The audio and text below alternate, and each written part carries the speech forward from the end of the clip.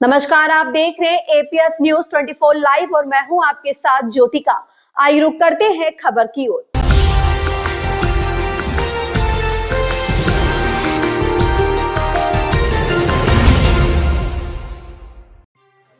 मुर्गन के घर गौ सेवा के बाद बोले पीएम मोदी, पोंगल अब वैश्विक प्रकृति के संरक्षण पर भी जोर।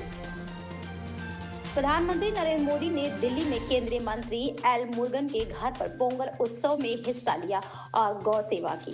प्रधानमंत्री नरेंद्र मोदी बुधवार को राष्ट्रीय राजधानी दिल्ली में केंद्रीय मंत्री एल मुर्गन के निवास पर आयोजित पोंगल उत्सव में शामिल हुए। इसके साथ ही उन्होंने गौ सेवा भी की। प्रधानमंत्री मोदी ने कहा कि पोंगल अब एक वैश्विक त्योहार बन गया है और तमिल संस्कृति पूरे भारत की साझा धरोहर है।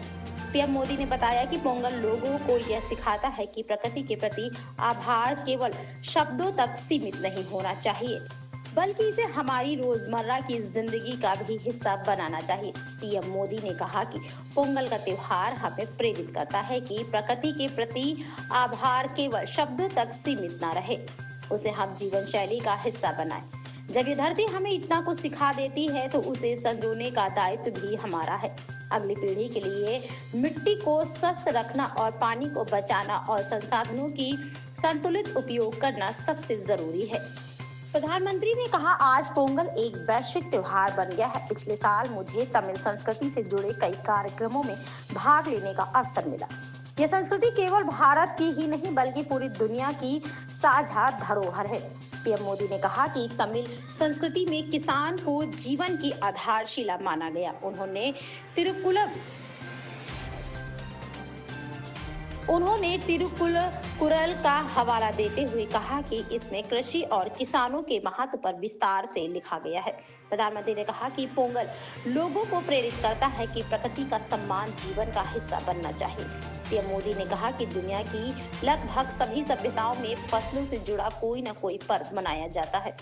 तमिल संस्कृति में किसान को जीवन का आधार माना गया है। तिरुकुरल में कृषि और किसानों पर विस्तार से लिखा गया है। हमारे किसान राष्ट्र निर्माण के मजबूत साथी हैं। इससे पहले पीएम मोदी ने नागरिकों को मकर संक्रांति की शुभकामना दी और उनके सुख समृद्धि और उत्तम स्वास्थ्य की कामना की। प्रधानमंत्री ने अपने संदेश में लिखा कि संक्रांति का ये पावन पर्व देश के विभिन्न हिस्सों में स्थानीय रीति रिवाजों और परंपराओं के अनुसार मनाया जाता है। मैं भगवान सूर्य से सभी के सुख समृद्धि और उत्तम स्वास्थ्य की कामना करता हूँ। उत्तरायण में सूर्यदेव के आशीर्वाद से सभी पाप नष्ट होते हैं।